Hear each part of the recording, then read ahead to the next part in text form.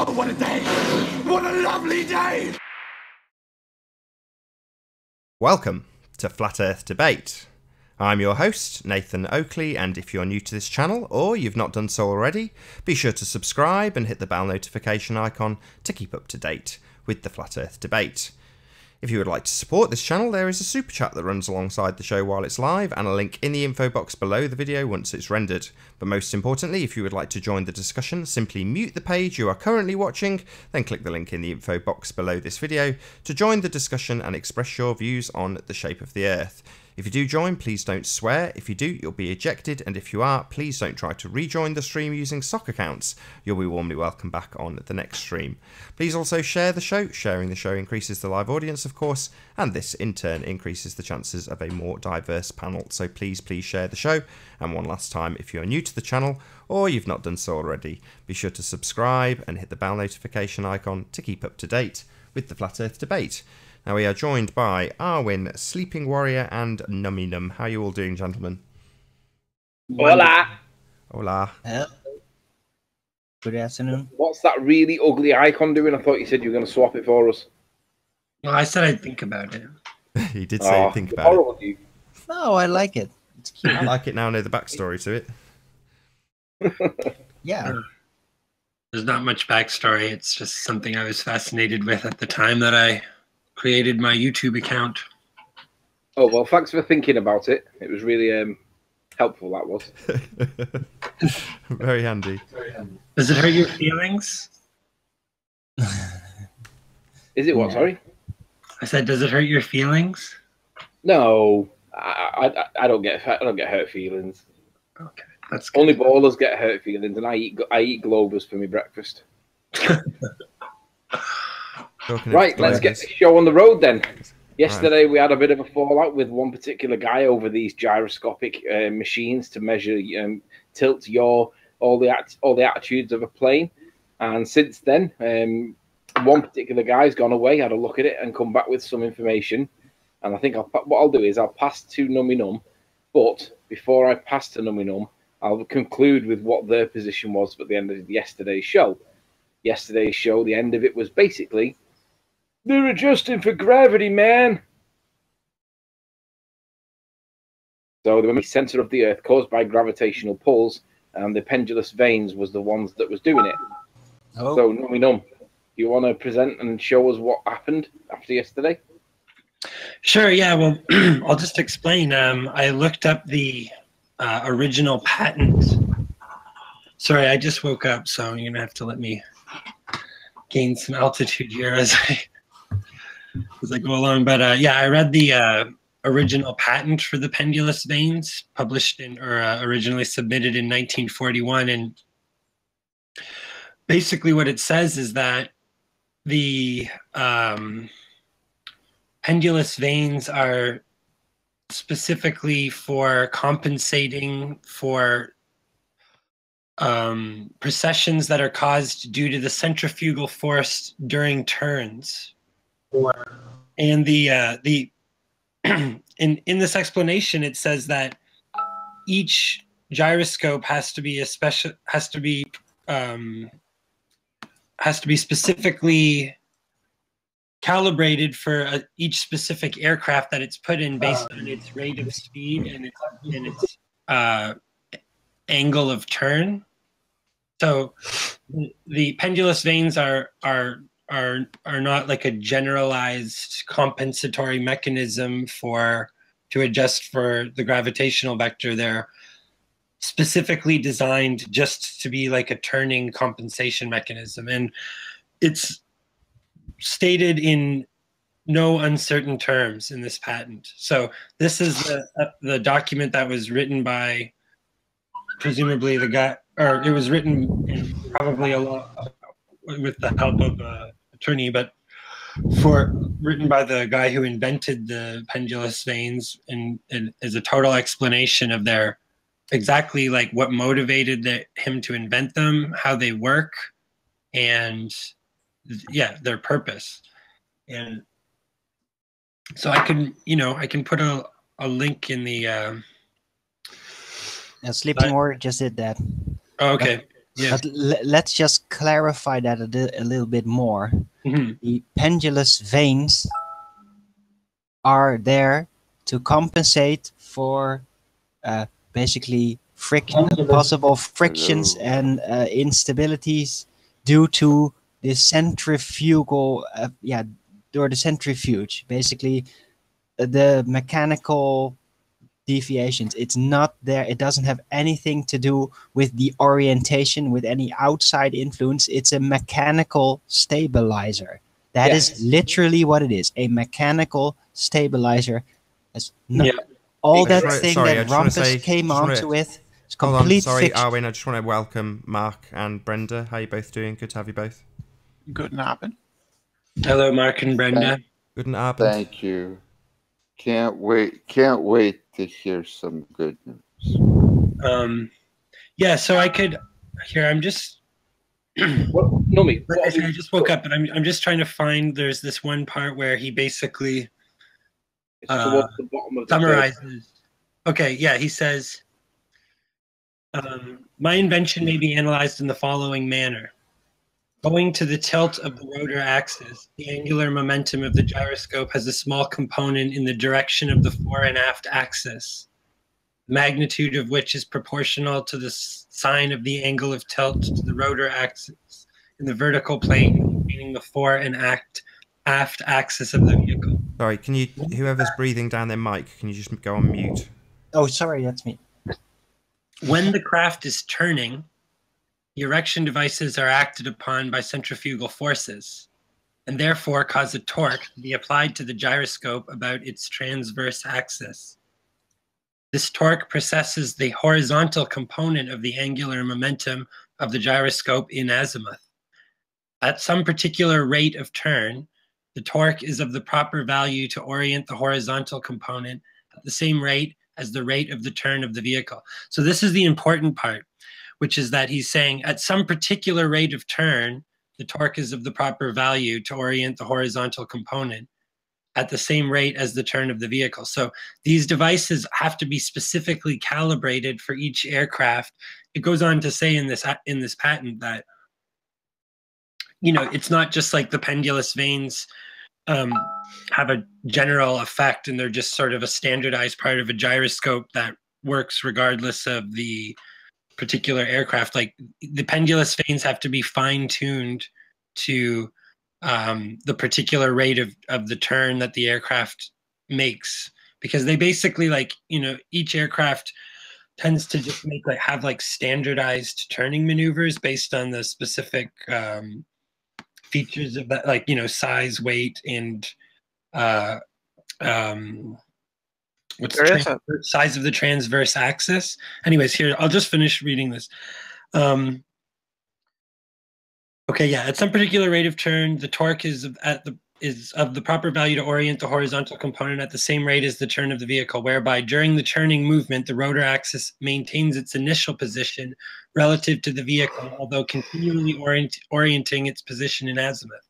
And it will be readily appreciated that this method of analyzing the operation can be used directly to predetermine the angle of rotor axis necessary for any particular gyroscope, in order that turning errors may be avoided at a predetermined rate of turn.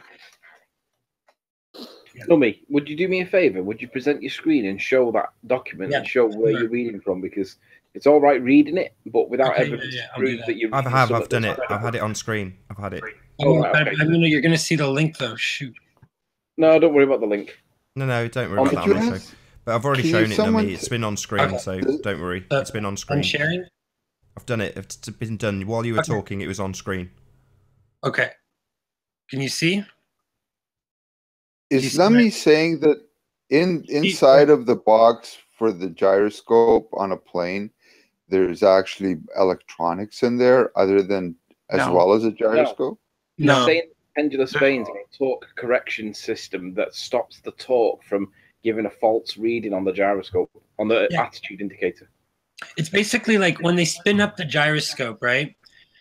Then the thing, like the plane tends to just they spin up the gyroscope so that it's horizontal with the ground before they take off, then the thing just goes straight forward. But the problem is that when the plane starts to turn, an additional centrifugal force is placed on the transverse axis of the gyroscope, right? Because mostly planes aren't turning. Can I ask you this? Just so I can understand this, okay? So basically, the pilot does not see a direct reading from the gyroscope. He sees a reading. The gyroscope information goes to another electronic device. None of this is electronic. No, there's no electronic aspect. This is before electronics were invented. Oh yeah, I was going to say there's a huge problem. So basically, from the gyroscope, what does it go to next? It doesn't go to. This is just built into the basically this is a long document, so I'm not going to read the entire thing. But I thought the pilot just stared at a gyroscope, and that's it. And if the plane turned, it was irrelevant to the gyroscope if a plane turns or not, because the gyroscope is going to stay in position to what it was originally spun to. There's force, there's these torque forces that are applied to the transverse axis, which means the side to side axis of the gyroscope when it's turning at a given speed, right? That end up causing gyroscopic precession that is unwanted. So when he starts, how this, can you guys see my screen? Yeah. Are we looking at this? Didn't Nathan already tell you? No, yeah, you've not got your sharing, but I have had it up periodically while you've been talking. Okay. Okay. So here is the beginning of the document. All right. Just looking through this document. Yeah. What's the first sentence?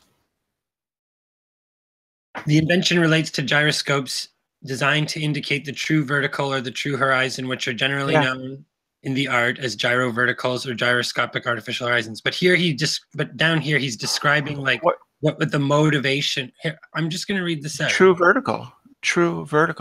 Yeah.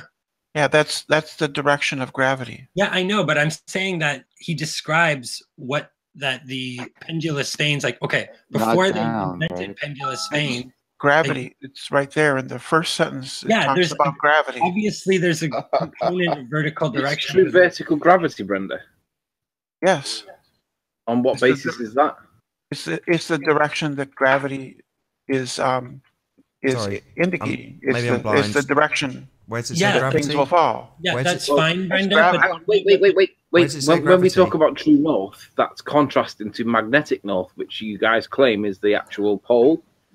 Why would it be any different in this application? There's no false gravity.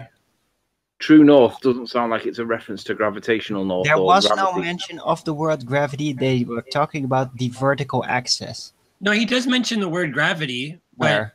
Somewhere in here, but the gravitational control of the instruments. But that just means because they're using a pendulum, right? But that's not the point. The point of this document is that... No, it is not. Yeah, the point is the pendulous veins correct for gravity. Correcting for turns. It says this over and over through this document. It is not some sort of compensation mechanism for precession caused by curvature or some sort of changing gravitational vector. Look, it says, during turns, however, such gravitational control erection devices cause the gyroscope to assume an inclined position due to the action of the centrifugal forces affecting the pendulous members. This deviation of the gyroscope is at a maximum at 180 degrees of turn of an aircraft, which is found to ultimately result in forward tilt of the gyrovertical spin axis, so that at the end of the turn, the nose of the aircraft would be tilted down if the instrument were used as an automatic pilot or stabilizer, or if the aircraft human pilot followed the indications on the face of the instrument. And it is to this particular error that everything that we've always said that gyroscopes do. No, I'm saying This that is in sudden turns. This is You not said the nose only pointed in down? sudden turns. This is not in moving in straightforward lines. Everything we've always said the gyroscopes do. Right, who cares what you've always said? We're on about whether pendulous veins correct for gravitational effect or not, and they clearly do not. And they Yeah. don't. They show the true vertical, the Right, direction of gravity. They Brenda, adjust. are you they That's not correct- the same thing. That's True exactly correct what for the not thought the that's Hold slide. on. Let Brenda Brenda, actually they- say, hold on. Stop cutting Brenda off. Let her actually finish a sentence, please. It says in the very first sentence that the purpose is to show the true vertical. Oh, yeah, That's the the direction of gravity. Right. That No, it it's doesn't correct. say that. It doesn't say that at It all. says That's that in the completely first inferred by sentence. you. Yeah. Darwin. No, it does not. No, It absolutely does. That's No, it what doesn't. gyroscopes do, but this is a patent for specifically for the pendulous veins, right? So Yes, I before understand. this, they didn't use pendulous veins. You understand? I understand. Right? So that what the patent is explaining is so that first sentence is just saying gyroscopes are used to indicate true vertical. Yeah, Yes. we know that. Yeah, I don't see Obviously. the word gravity in that first part at all. So But what we're True arguing vertical about is the is not direction the that gravity is pointing. Well, well, that's that's your your assumption. assumption. It doesn't It's- say that's- that. Exactly, that's your assumption. So it doesn't say It's not that. an The word assumption. gravity doesn't appear. You've just inserted it because it says the word vertical. That has no reference to gravity. You've just inserted it based on your own presuppositions, Brenda. No, well, listen, he shares my presuppositions. No. The argument is about what are the purpose of the pendulous veins, okay? Because this is the real important thing about this document. Because you were saying that the purpose of the pendulous veins is to maintain this vertical orientation of the gyro during when it's going over the curve of the earth. That's what you guys are implying, right? But what he's saying is that these things are specific, look, and it is to this particular error that this invention is mainly directed, right? The turning error. And all through this document, he explains that it's the pendulous veins are fine-tuned to as a compensation for the turning rate of a specific aircraft. So I understand. I yeah. understand. So- That's the main app. The If they main. go through a corner at an extreme speed, Yes. not for regular, straightforward travel. Yeah. So Very I understand. specific. I Also, understand. what he's That's saying the is main before- purpose. That's the before- main No, that purpose. is the only purpose. No, he doesn't say only. He says main. And Yeah, that's the main purpose, but it also has the application of correcting the aircraft as you fly and go and experience the curvature. No, Oh, it where doesn't. does it say that, Brenda? Yeah, where does it Can say you point me to that specific point where it says that? Yeah, evidence, please. He says main purpose and No, not but only. that does not automatically it- imply the thing that you just stated there, Brenda. The thing you're stating Yeah, it does. would be a much No, it doesn't. would be a much bigger problem than the turning compensation. But just let me get it right from Brenda. Are you saying because he says the word main in the context of its main purpose, you extrapolate out from that its other purpose is to compensate for gravity? That's what you extrapolate from that one word? I'm saying it can have the function of that. Yeah, lots of things can or may or could do lots of different things. What you've been asked is to direct us specifically to where it says that is what it is doing. So its other purpose, if that main purpose has another purpose, does it in anywhere in this document at any stage say that? I'm saying that it can have. I'm not asking you what you're saying. I'm saying what does the document say? So we're using a specific document. And you're saying the document not only says gravity when it doesn't, but the word main means there's a secondary meaning, a secondary use. Where in the document does it actually detail that second use, if there is one? Yeah, based on that line of thinking, I could speculate that there could be a secondary meaning to compensate for the encounter of UFOs. Right, You know? exactly. There's lots of things you it have could to be. It doesn't show have to UFOs say it exist apparently first. to Yeah, and you have to show gravity exists first, Brenda. Yes, that's something that people have known about for thousands of years. So Yeah, that's speculation. it's not really Known. difficult. Evidence for Brenda. You seem to Yep. hear one word and then repeat it back like you've heard, but you haven't. So we don't care what you think you know when he's asking you specifically for evidence. Why is it that you say we've known it for 1,000 years when he says, give me your evidence for it? Why do you hear something completely different? Well, you're not knowing something doesn't mean that everybody else hasn't known about it. And now you've not heard my question. So you've completely ignored my question. The point is, hold on, Becky, how you doing? Becky L, how you doing? Oh, sorry. Listen, the thing is that anyone can go and read this document. Sorry. Yeah. And it mentions gravity in the first sentence. It mentions the word gravity, but it's not. It also explains the purpose of the pendulum. They use the word gravity to describe this downward acceleration in these documents, but it means nothing. Him describing. Sorry, it doesn't say gravity in the first sentence. It does not. I've got it on screen now. It does not say the word gravity in the first sentence, Brenda. Why do you keep saying that? It says down. It says it mentions vertical. Why are you stuttering? Right? Don't come on here and say it says gravity in the first sentence when it does not, and then stutter like a complete idiot. It doesn't say gravity, correct, Brenda? Say the word gravity. It does not say gravity, correct? It's a synonym for gravity, idiot. We understand the concept. I don't care what you think the concept is, you stupid buffoon. It doesn't say gravity. Stop asserting that it says gravity in the first sentence. Stop it. It says gravity. It does not. If you say it one more time, I'll kick you out for lying. It does not say gravity in the first sentence. At all. And vertical is not a synonym for gravity. It says true vertical. So it doesn't say gravity. How many times do I have to assert this to this stupid idiot? Stop saying it says gravity. It does not. It does. Right, that's it. You're getting kicked out, you disingenuous piece of crap. Get out of my hangouts. You've lied too many times. Get out. It doesn't say gravity. It didn't say gravity. It never will say gravity. You repeating it 4 times is just going to get you ejected for lying. It does not say gravity in the first sentence. It's a complete lie.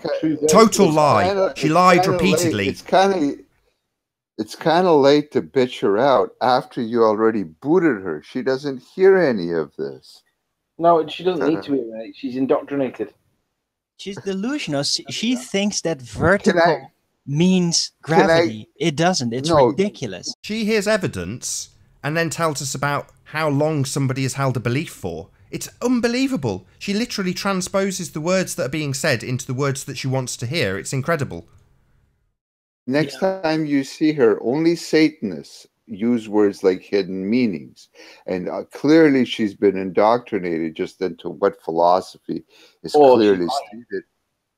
Well, no, to her, there are many ways to say gravity, okay? And she hears gravity no matter what. Not that this is right. I'm not saying this is right, but I'm saying that in her mind, there are many ways to say the word gravity, and you don't actually have gravity, mate. Yeah, but that's her doctrine. That's not actual. Yeah, that's the problem. That's not actual engineering. That's not science.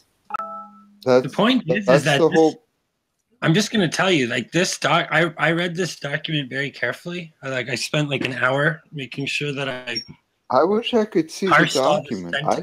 And like it's crystal clear what this says, and it does not support this argument that they were making yesterday. It absolutely just doesn't. So I agree. Anybody who actually takes the time to read this is going to understand that. Out of curiosity, if I took that document and stuffed it into something that could find words, would it find one word gravity in there? Yeah, or a word 7 times it's in there. Yeah, it says that's just a word that's like industry. You know, it's used in the in aeronautical engineering to describe the downward force, like I do.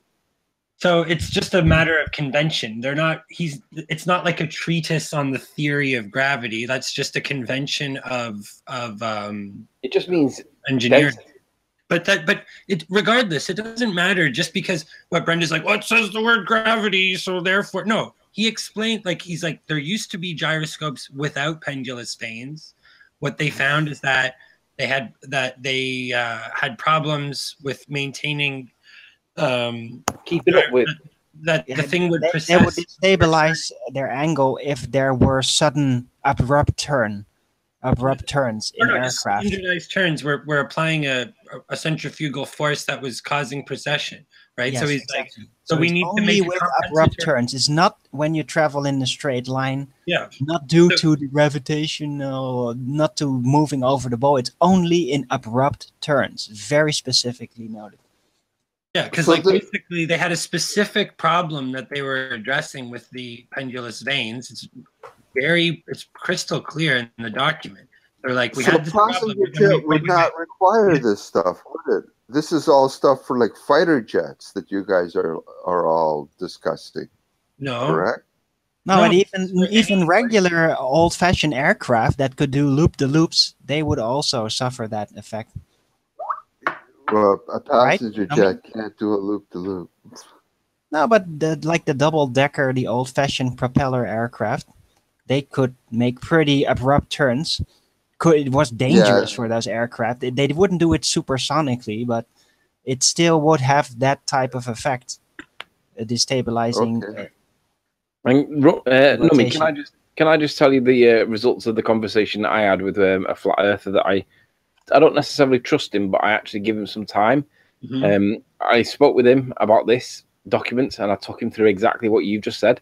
Mm-hmm. And his response was, I said, he was arguing that it was gravity. And I said it doesn't address gravity when it's addressing the torque correction part of what it actually does.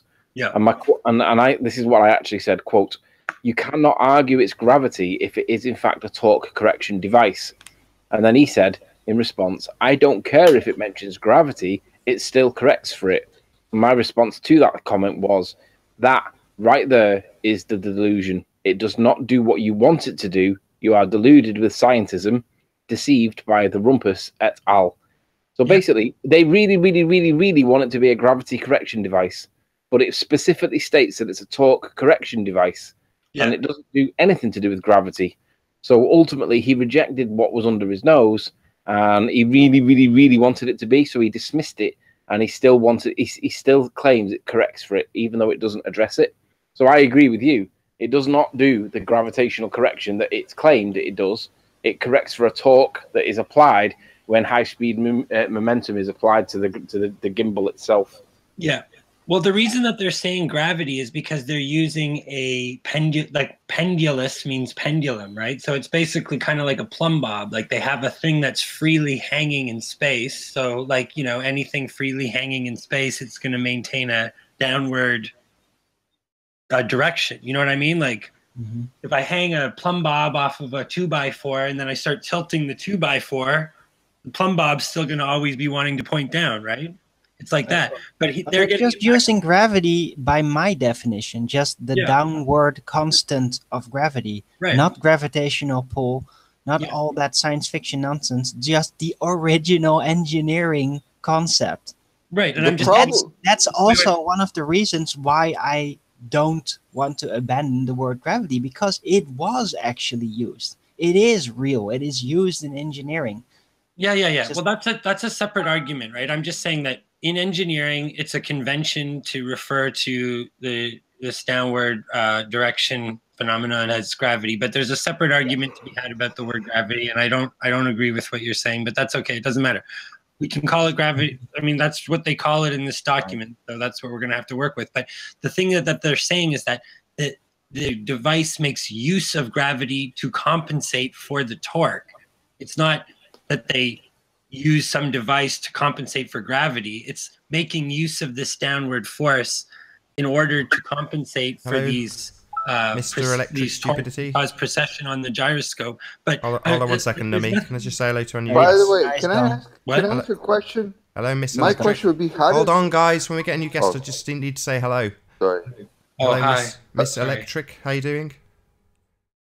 To be honest, the time it took for him to get a response to that person, we'd have all been sniped if I'd have let them stay in. Too bad, he has a nice picture. If we get a new guest, you just try to pay attention to the icons at the bottom, guys. And if we do get someone, I just need to say a very quick hello if it's somebody we don't know for certain is a troll.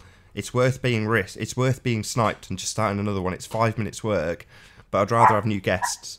So don't be too quick on the trigger. Or more importantly, just let me say hello to them if you see someone come in. Yeah. Can I bring in a little point? My question was, how does this gravity attenuator that you guys are describing, how does it tell the difference between Earth's gravity? You know how at nighttime we have the moon's gravitational forces working on the planet as well. How do we tell the difference between the Earth's gravity and the moon's gravity, according to this little gizmo of yours? It's an unrelated question. Hello, as far Ash? as You say hello? No, there's gravity and it's pointing in and it's pulling in a completely opposite direction. I'm sniped. No, you're here. No, you're still here. Wait. Oh. There's no lunar gravity, Mark. There's no evidence that the moon causes the tides. Well, I know that, but the globetards unfortunately believe there's the moon pulling the water away. Yeah, okay, but I thought you were saying you wanted to relate it to this gyroscope device. Well, it's called moon's gravitational forces pulling the water away. So how does this device tell? So is the gravitational device that these guys are describing, okay? So I want to get back a bit to the gyroscope. Yeah. And that is what I'm saying is, if the gyroscope are the globetards saying that the moon no longer exerts a gravitational force on our planet? No, they'll just say that the Earth's gravity force will be much stronger, negating basically the moon's gravity, all that type of thing they always do. But I'm curious about is who started this lie, this absolute lie that these pendulous veins are supposed to correct for the gravity. Well, it's not. Who started that lie? Because it is a clear lie. It's not in any of the primary literature, so I think it's. So who started that? I think that it may not have been started. Well, how are you going to ask that question if the whole panel is nothing but flatheads? Well, I have a theory about it. Go ahead. It's a theory, right? It's not. You didn't start it, and now you're going to have a theory of why it was started, which doesn't say it was started. No, not why. The why is pretty obvious, but who started this? Who started to spread around the rumor that these pendulous veins are supposed to be correcting the gyroscope for their gravitational pull orientation? I think that is just total science fiction lies. Because I'm picturing there's another electronic device inside of the gyroscope, and I was going to knock it off by saying there's nothing electronic inside a gyroscope. But apparently these pendulous veins are not electronic. So the only thing I can think of is if they're correcting for gravity, how are they taking into account the moon that's pulling our freaking tides back and forth? According to the globe heads, that's what's happening, right? No need to go there. It's just you're just adding complications to this that are not necessary. But there's gravity, guys, and that gravity. If I have a gizmo that's attenuating for gravity, there's all of a sudden gravity pulling in a completely opposite direction. But it's not attenuating for gravity. It's compensating for gyroscopic precession due to the centrifugal force during a turn. It's making it better. Yeah, I know, but how is it? What is it using? The pendulous veins open up things to exert a torque to redirect it towards the gravitational vertical. I'm going to have to look at these pendulous veins. That isn't what it says. It's a well-known, established fact, well-known to all people who design these things. Any technical drawing shows them. No, it's not. Rumpus. We just read the manual. We just showed the manual. It does and not. it will say exactly what I say. It accounts for the vertical axis. Yes, which is gravity. And how do we get a vertical? It's aligned with the gravitational force. That's how we decide whether something's vertical or not. You see where it points to, and that's that's where gravity. That's that's gravity. Yeah, that's gravity. No, no, that's gravity. Downward. That's what we call gravity. It's what we call down. Yeah, don't have to call it gravity. You can call it Fred if you want, but how you label that effect doesn't alter how it gets terminalized, put into terminology in this manual, and it's quite clear what the pendulous veins are used for. They're not correcting for gravity. They're correcting for a torque that is applied on one of the axes during extreme turns. So that specifically is what the pendulous vanes do. They don't correct for gravity. That's not what they do. Hello, Seth. How are you doing? Can you hear us? That's exactly what they do. Can you share my No, that's not what they do, Rumpus. That's exactly what they do. No, that's not. You got it They wrong. only work in sudden turns. When you fly straight forward in a straight line, they do nothing. They have no effect whatsoever because the gyroscope will just keep on spinning exactly as it does. It will not turn. That is a lie. Yeah, but they have to. That's what the pendulous vanes do. They cause it to turn to line with the vertical. In sudden turns. No, what do they look like? The problem you're describing is the pendulous vanes. Let me finish my goddamn sentence. The pendulous vanes are not completely effective at keeping it in line with gravity. And in severe terms, the pendulous vanes do not work as well as they might. That is ridiculous. That is exactly what they you don't understand. It's a complicated thing. Your little brain can't cope with complicated things. What the hell is wrong with you, Rumpus? You're an idiot. No, you're probably pendulous vanes were specifically designed for sudden turns. It's what it says. No, it doesn't. It says purpose, you idiot. No. Are you a lunatic? Are you a lunatic, Rumpus? No, you're an idiot. You don't know any pendulous science. Vanes were specifically designed for sudden turns. It says it right there in the damn manual, you liar. You don't understand trigonometry. You do not understand gyroscopes. Go screw yourself. Do you know what angular momentum is? Arwin, do you know what angular propaganda Nazi. Do you know what angular momentum is? Right. No, you don't, do you? So you're not going to understand this. Let's see where you reference this, it not working correctly and actually compensating correctly for a turn, which is what it specifically says it's supposed to be doing. Let's look at the text. Can you tell me how to spell pendulum or pendulous vanes? These vanes, because I want to go. Pendulous. I'll type it in. If I could suggest something, it would be really helpful if just the Rumpus and just Nummy Num spoke one-to-one with each other without anybody interrupting them, so we can get closure, because Rumpus has an objection with this, and I'd like to see what that objection is and the retort. So Arwin, don't respond to him. Mark, don't interrupt. Let them two just speak, and let's get a conclusion based on the point in hand. Thank you, Anthony. That's very kind of you. Okay. If someone brings up the document, I'm more than happy to go through it with people. All right. If you share my screen, I'll show you all the numerous places that it explains exactly that, it explains that this is for compensating during turns. That's all it's for. Yes, it's there to help with the pendulous vanes coping with turns. No, the pendulous... Yes. No, it's an additional... This patent is an additional thing to pendulous vanes to help them work better. No, it's not. Yes, it is. This is the no, it's not. This is no, it isn't. It is. This is the original pendulous vanes. Hold on. You're telling me this is the very first patent of pendulous vanes? Hey, Matrix, how you doing? Yep. Good to have you. Hello, Matrix. Yeah. You're claiming this is the very first patent with pendulous vanes in it? Yep, it is. I don't think so. I don't think that's the case. Well, prove me wrong. Okay, well, I don't. So do you have any proof from prior patents of pendulous vanes? Okay, you're not going to catch me on something like that. I read this carefully. Well, why not share it then? We can go through it carefully. I did the research carefully. How do you spell pendulous vane? How do you spell it? I put that in the side chat. Pendulous vanes.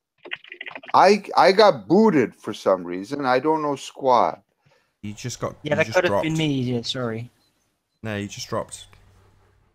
You wouldn't be able to hello. Back on. Hello, how's my mic? Yes, you're sounding good. Good to have you.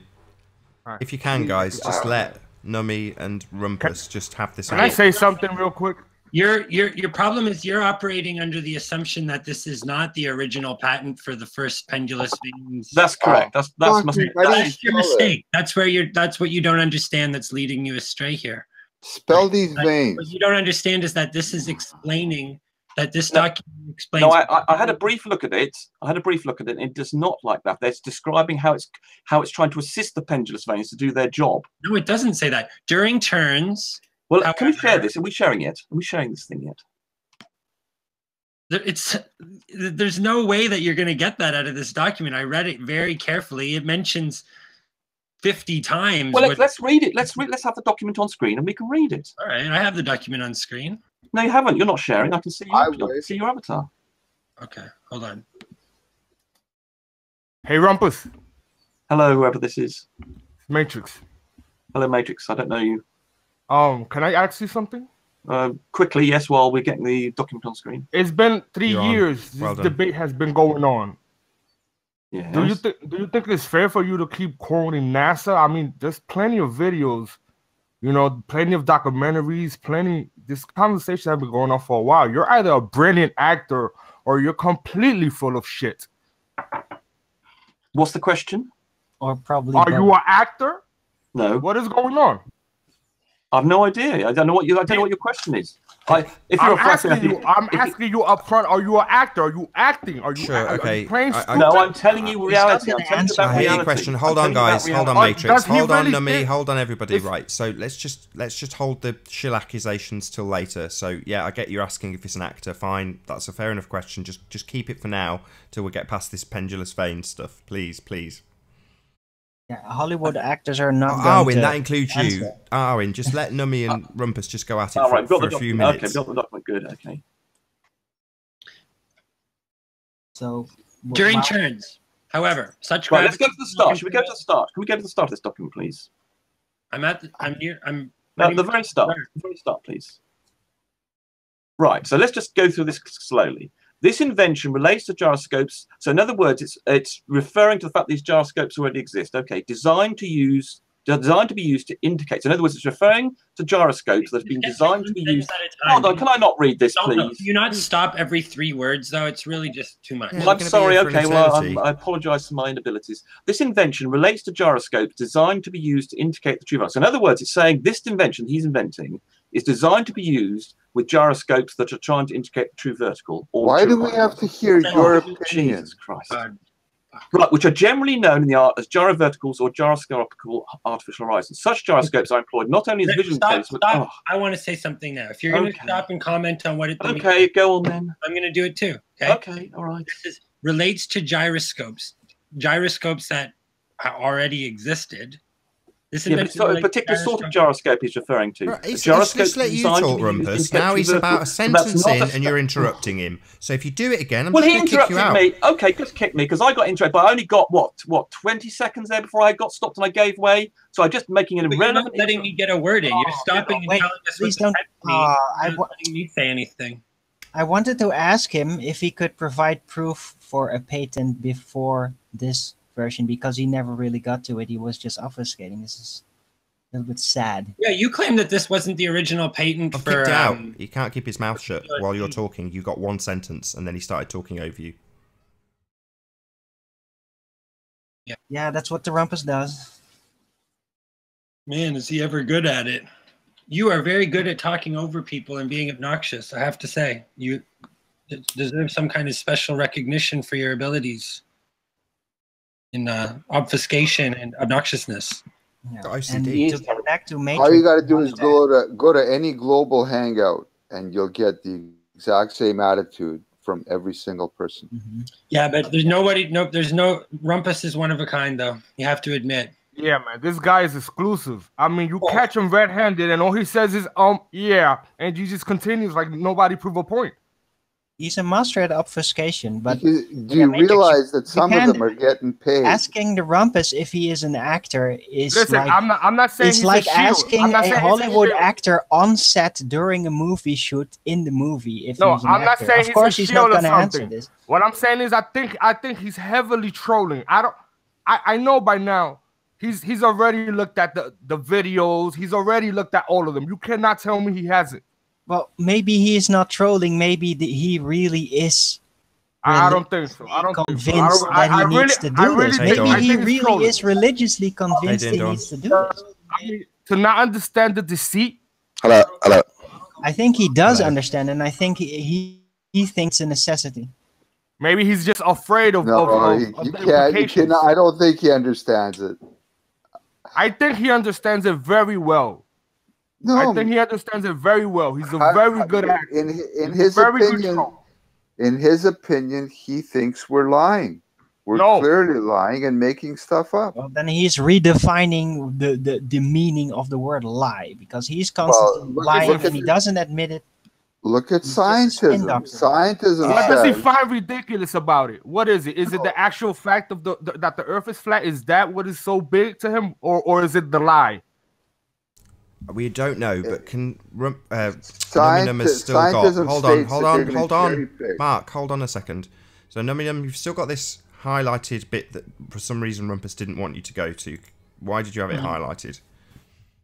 Well, yeah, I just highlighted the parts that I thought were I just highlighted them for my own convenience when discussing this. But okay, but we're just talking, he's wanting to start at the very beginning. Okay, the invention relates to gyroscopes designed to be used to indicate the true vertical or the true horizon, which are generally known in the art as gyroverticals or gyroscopic artificial horizons. So all he's saying here is this invention relates to gyroscopes. Yep. We know that. Yeah, we can agree on that. Such gyroscopes are employed not only as visual indicators, but also as baselines from which to control the lateral and longitudinal stability of aircraft. Nothing weird about that. As at present constructed, see, this is where he's saying, as at present constructed, what he's referring to here is that they don't have pendulous vanes already, right? That he's introducing a novel concept into the design. Right, and this is where Rumpus doesn't agree. Rumpus thinks they were already using pendulous vanes, which I challenge him to find evidence that that's the case, because I'm positive that this is the original patent for a gyroscope making use of pendulous vanes. So right there, that's your problem, Rumpus. You're wrong about that. When was this dated, or when was it patented? 1940. The patent was submitted in 1941. Here. And filed April 16th, 1941. What's October 22nd, 1946? Is that the actual patent date? That's the date where it was where once it had been processed through the patent office. Yeah, and it goes from patent pending to having an actual patent. Right, so it becomes in their library of patents or whatever, right, where they publish it themselves. But it was originally filed 1941. This is the original document. This is the original, the original patent for this invention. Okay, so when he says as at present constructed, he's saying before they have the pendulous vanes, right? Such instruments are usually mounted in substantially neutral equilibrium, although some are slightly pendulous. Gravitational control of such instruments is usually indirectly affected through pendulous members which control a suitable source of power to apply torque on the gyroscope at right angles to the tilt that the gyroscope is directly erected to a vertical position. So what they're talking about there is just the mechanism that's used to keep the gyroscope turning. Like when they say erected, like what that means is just the thing that's causing it to keep spinning, because they spin it up on the ground and then they have to continuously apply power, right? So if they use a pneumatic system, like basically like on the little cylinder that is maintaining rigidity in space, there's like little, like not holes, I don't know how to put it, but like hemisphere shaped grooves so that the air can blow in there, kind of like, yeah, he describes it kind of like as like a water wheel, right? So when they're talking about when they use the term erected, that's what they're talking about. They're talking about how keeping the thing spinning, keeping the thing having rigidity. So yeah, for purposes of this application, such gyroscopes are referred to as automatic erecting gyroverticals. Right. So automatic erecting just means that there's a continuous power supply being fed to the gyrovertical. Okay. So then I highlighted this because he's getting to the reason for this invention. During turns, however, such gravitational control erection devices cause the gyroscope to assume an inclined position due to the action of the centrifugal forces affecting the pendulous members. This deviation of the gyroscope is at a maximum of 180 degrees of turn of an aircraft. which is found to ultimately result in forward tilt of the gyro vertical spin axis, so that at the end of the turn, the nose of the aircraft would be tilted down if the instrument were used as an automatic pilot or stabilizer, or if the aircraft human pilot followed the indications on the face of the instrument. And it is to this particular error that this invention is mainly directed. So basically, like how utterly boring. Yeah, it's boring. Who cares? It's a. What do you want? It's a patent for. It's a patent for. Without even listening to the words, I'm going to assume you don't understand it properly as well. Okay. That's convenient, isn't it? It is the main. I think it's interesting, Don. So if you don't like it, why don't you go join another hangout that's not as boring? I'm being paid to tell you all you're silly. That the original gyro. Stop obfuscating. Okay, let me keep going here. It is the main object of the invention to compensate for this error in a simple manner. Right. So when there is a purpose for this invention to compensate for the error caused by turns. Right? It's clear. It's clear as day. I am aware that proposals have heretofore been directed to this problem, but such proposals usually involve the employment of additional moving parts on the gyroscope itself that must be controlled extraneously, adding weight and complication to the instrument, both of which are especially objectionable to aircraft instruments. According to my invention, I so construct the gyroscope that although the same is permitted to process freely under the action of centrifugal forces, acting through the gravitationally responsive controller, the resulting change in position is not apparent to the observer and is therefore unobjectionable. While the gyro vertical constructed in accordance with the present invention is particularly adapted for use in artificial horizon instruments, it is not intended that its use be so restricted, as the same can be employed for other types of instruments, for dirigible craft such as aircraft, ships, or other dirigible craft in which the errors caused by acceleration forces are likewise effective. So it's clear again, errors caused by acceleration forces, right? Like turns. No. Turns or just stepping on the gas, basically. Right. That type of thing. So well, it's sudden motion. Yeah.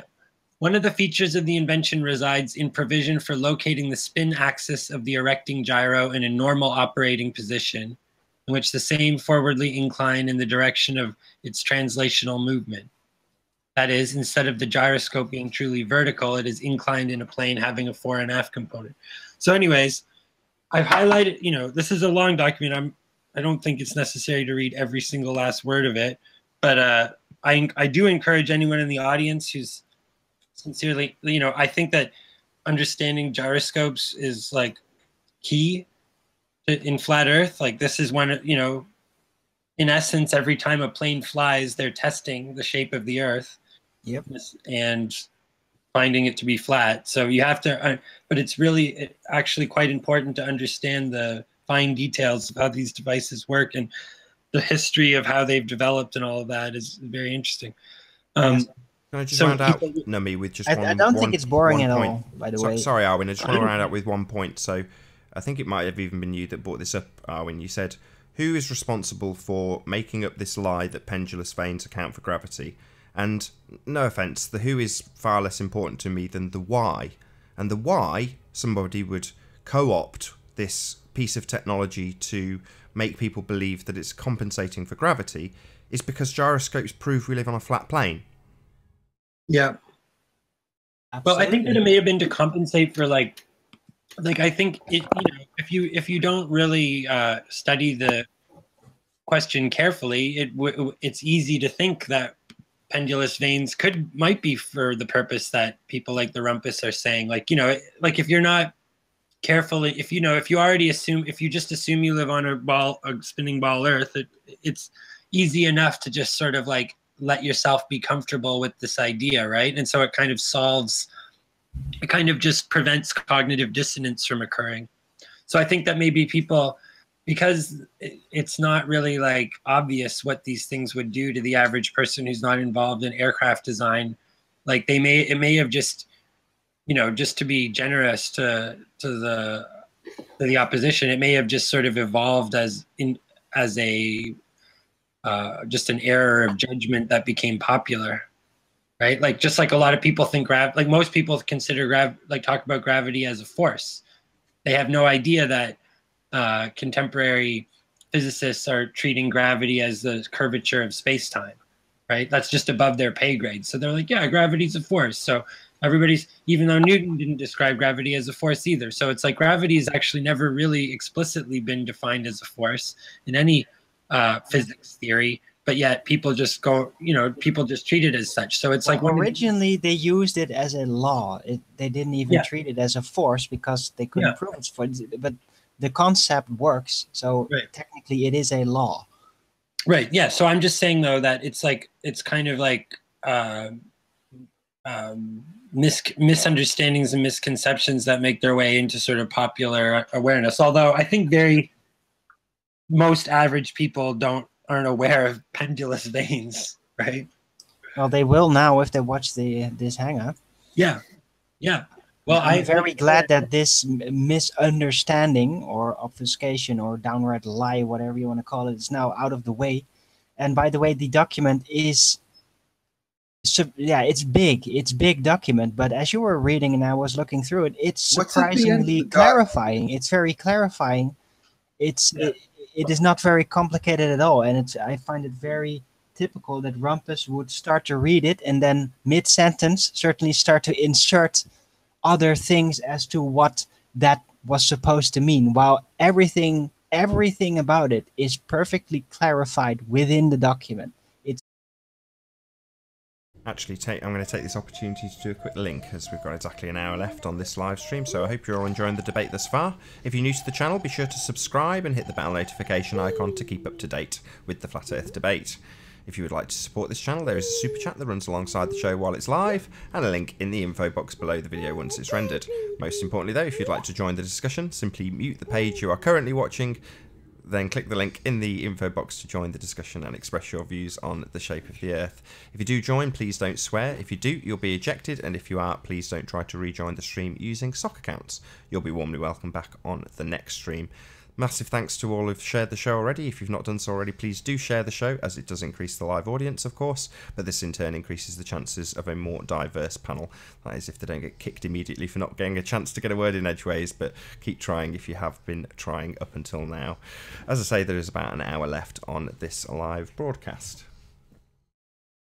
Hello again. Can I just say that the original pendulum stated right at the end that it should be used on a flat stationary Earth. So I'd be curious, what's at the end of this thing? If I can be heard. The end of what? The document? Yeah.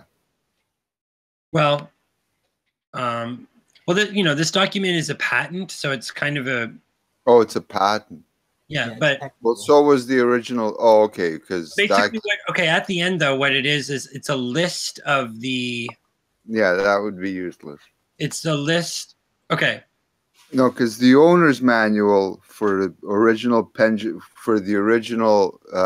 gyroscope sold to airplane companies stated right at the end, meant to be used on a flat stationary plane. Yeah, well, I think what's interesting about this and what really lends support to our side of the argument in terms of that the pendulous veins were not intended to compensate for something like changing of the gravitational vector due to the curve, is that it says that you'd need to create a different arrangement of the pendulous veins for each aircraft depending on their airspeed and angle of turn, right? So it's like the thing has to be fine-tuned for a specific aircraft's turns, right? So a gyroscope that they've been using up to this point was useless because... Well, it wasn't useless. It's just that they had to use other procedures to compensate for the precession that occurred during normal turns or whatever, what they call procedure turns, which is like how they lose airspeed before they come in for a landing. I don't, you know, I've watched a lot of airplane shows and none of them have ever said, we've made a turn and we have to compensate in the turn because our gyroscope messes up in turns. It's perfectly good in a straight line, but once you start turning, the puppy is useless, and we have this other gizmo beside the gyroscope that helps us on the turn.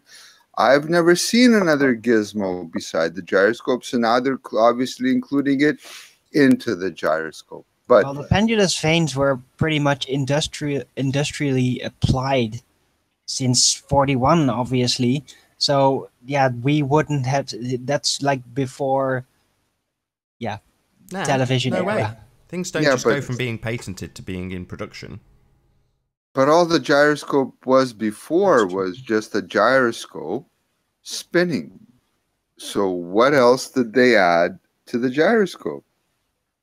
Okay, but you asked what it said at the end, right? So there's it's not an owner's having described my invention, what I claim and desire to secure by letters patent. So he's saying the basically the functionality that he's claiming in his patent, because he says my invention is not limited to the particular type of erection device shown here in figures 1 and 2. So what he's saying there is that in principle, the pendulous vanes could be applied to other types of gyroscopes besides the one that you see in this picture. Are you guys seeing my screen? Yes. Okay. So he's saying, so, he shows a particular gyroscope, a particular kind of, or particular setup in the figures, right? But then so what he's saying here at the end is, he's saying, my invention is not limited to the particular type of erection device shown herein in figures 1 and 2. So he's saying, in principle, this invention could be applied to other models, right? To the type in which the rate of precession during turns due to the erection device is substantially constant. If, however, an erection device is employed having a variable rate of erection during turns, such as a rate which varies with the relative angle between the gyro and its pendulous factor, an inclination may still be chosen to give proper results. Although, in this case, the inclination may vary with a different function of the aircraft's motion, i.e. the airspeed of the aircraft. So what he's saying here is that the pendulous vanes have to be differently calibrated for each device, right? So I'm saying that if it was just a standard thing for compensating for changing gravitational vector during curvature, it wouldn't have to be tuned to the specific function of each aircraft's motion, like airspeed, right? Okay, and then he says, having described my invention, I lay claim and desire to secure by letters patent is, and then, the indirect. So I'll just read the highlighted bits just for brevity. Okay, the erection device being so constructed and arranged that the rate of precession of the gyroscope caused thereby due to a procedure turn is sufficient to cause said inclination to be apparently maintained to the observer in the craft regardless of the resulting change in heading. Okay, so, and then 2, correcting means for the gyro adapted to cause precession of the gyroscope due to turning at a rate approximating the rate of turn of the craft, thereby maintaining the spin axis thereof substantially in said normal operating position regardless of turning of the craft. So what he says at the end is he just goes through a number of details of the device, and which all refer to that this thing is all about compensating for turns. Power actuated erection device so constructed and arranged that the spin axis of the gyro is initially forwardly inclined at a predetermined angle to the vertical, and its normal rate of erection is such as to process the gyro through an angle twice the said angle of inclination during a procedure turn of 180 degrees of the aircraft. Because I think that's where they particularly were having problems, is during the procedure turn, which is turning the aircraft around, right? Which is what they often would do to come in when they're coming in for a landing to lose airspeed, is that they'll do like a loop, right? And that's when they were having finding that the gyro was processing the most because they were exposing it to a lot of central, or it was there was a lot of centrifugal force when they were doing a 180 degree turn. Okay. Forwardly inclined at a predetermined angle to the vertical in its rate of direction during a procedure turn is such as to maintain such inclination and direction in amount with reference to the heading of the craft. Normal position whenever displaced therefrom, characterized by the fact that the rotor axis in its normal position is held so inclined to the vertical by said erecting torques when accelerating forces arise during a turning movement of the vehicle. So there's nothing ambiguous about any of this, right? It just goes on and on. This whole list of the innovations of this kind of gyroscope are just like, they had a problem. The problem was that the gyroscopes were precessing during turns. They created the pendulous vanes to compensate for that. That's what this document says in essence, and anyone can read it for themselves and discover that I'm not lying about that. That's the truth. And nowhere does it, not in any part of this document does it say anything about compensating for a changing gravitational vector or curvature of the Earth. Nowhere. Right. And prior to that, they had gyroscopes that did not have pendulous vanes, and they worked perfectly fine, apart from when they used to precess in hard turns, right? Yeah. Yep. So therefore, there was no compensation for gravity in the predecessor design, or the precessing, whatever the word is. The design that came before didn't have this compensation, even if it was for gravity, which it is not. Yeah, exactly. They would have been complaining about that, right? Like they were complaining, the thing's going out, the thing is precessing during turns. They weren't complaining, oh, as we go over the curvature of the Earth, the thing's precessing, or the things are not giving us a proper vertical indication. And if it was, that would be an immediate problem if we lived on a sphere. Like literally the moment they taked off, they caged the gyro. It's referenced to the runway or wherever they cage it. I don't know exactly. But they cage it, they take off, and immediately you're going over a curve. Therefore, if it was going to precess, it would immediately precess. And it doesn't. Yeah, and then I think Rumpus already agreed yesterday that, you know, without the pendulous vanes, we would see the gyroscope not maintaining rigidity in space such that it would be the angle would change over as we went over the curve of the Earth, right? So yeah, the same goes for movement over land, by the way, on a truck. It's only when they actually accelerate at a very rapid rate that it would distort the angle of the gyroscope. But if they would maintain a stable speed almost constantly without sudden accelerations or sudden stops, then it would just function perfectly. It would stay level. Yeah. And the conclusion being that the fact that the gyroscopes prior to the pendulous vane, and including the pendulous vane designs, do not precess is because we live on a plane. We do not live on a sphere. I just want to make that absolutely clear as a conclusion, that this is why this great big discussion is taking place about pendulous vanes, because there is a fallacious claim that they are compensating for the curve of the Earth and pulling the gyroscope in line with the gravitational centre of the Earth, which is a complete myth. They don't do that. They compensate for hard turns, and the reason we've got to have this argument in the first place, the why of why this lie exists, is because gyroscopes do not precess as you travel across the plane of the Earth. They keep in their fixed reference, and they do that because they are referenced to a flat plane, which is where we live. Yep. Yes. Yeah, it's when were perfectly the clear. pendulous vanes introduced into aviation, by the way?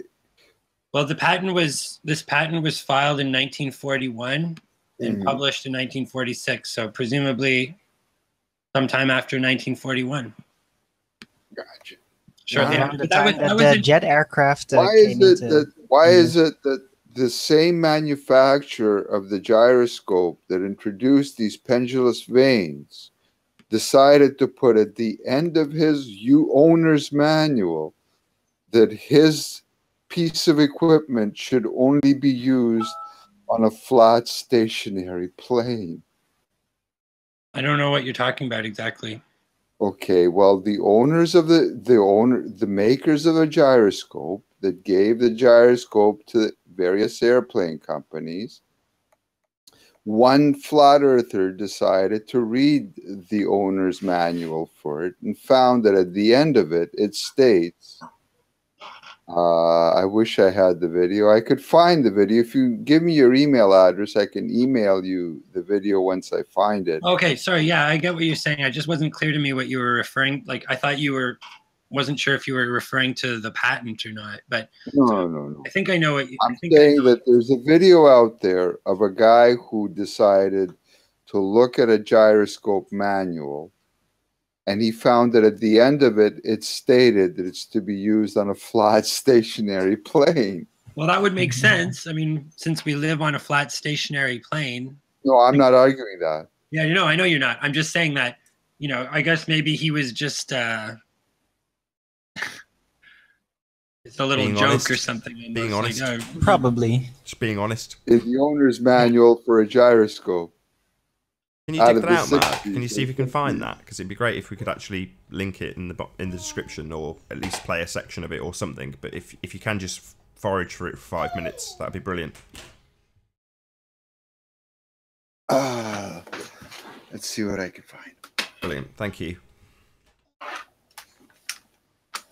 So just so you all know that this will make absolutely no difference to Brenda or Rumpus. They will both just rinse and repeat the same rhetoric. That's their shtick.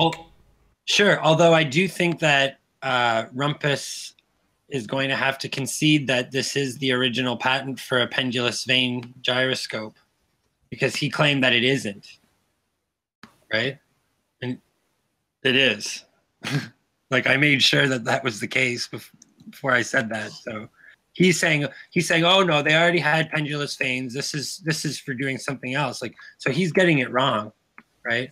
So his argument is based on a wrong understanding, wrong interpretation of what this document is and its significance.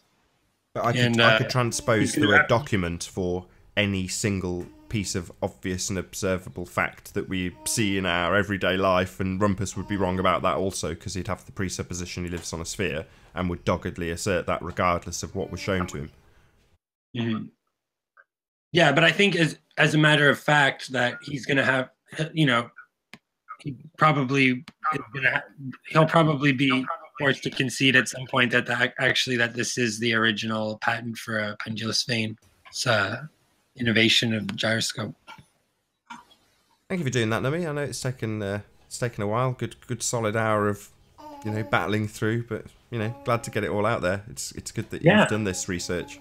I haven't. Yeah, this is important stuff. I mean, because this is a big a big ongoing argument, right? This is a big ongoing point in the flat Earth debate, and I really would like to see people armed with this kind of primary document if they wanted to do their own research on this subject.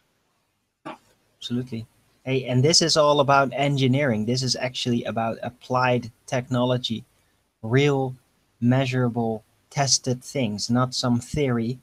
Mm-hmm. This is engineering. This is the real thing.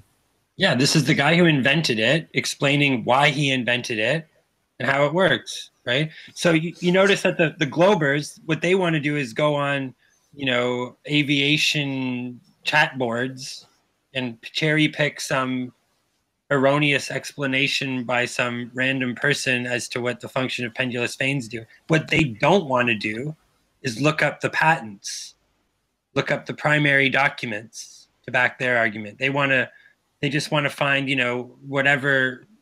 They'll desperately seek out any kind of sentences written down anywhere that will back up their assertions, but they don't. They're not willing to go to do what I did and try to dig for the original documents and carefully read them and see and have an honest look at what they're saying.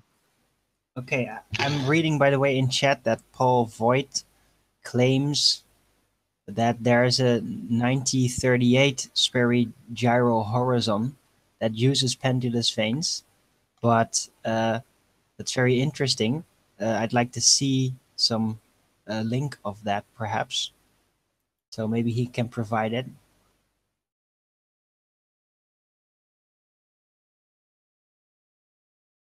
Paul Voigt. We shall see.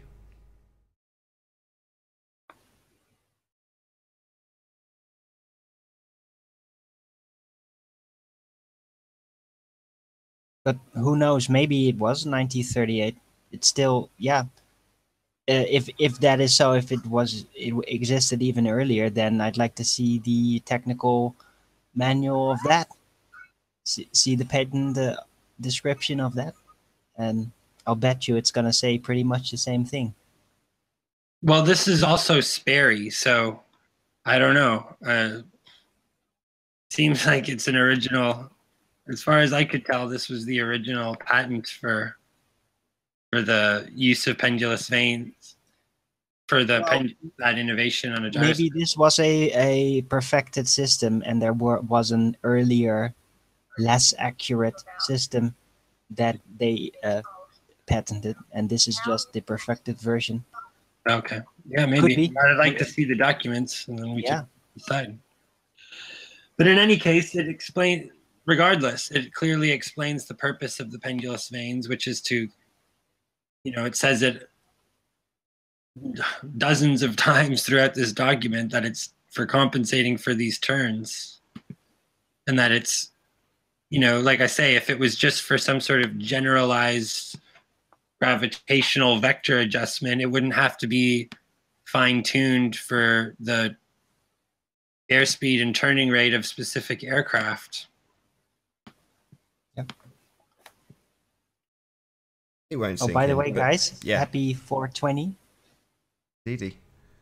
Yeah, if you can maybe assert it again to me, like in the same way I summarized it, because maybe people who are watching won't understand the significance of why we're debating about pendulous vanes on gyroscopes, because if it was just left out there hanging, it's like, yeah, we've debunked that gravity isn't the thing that it's correcting for, but why is that important?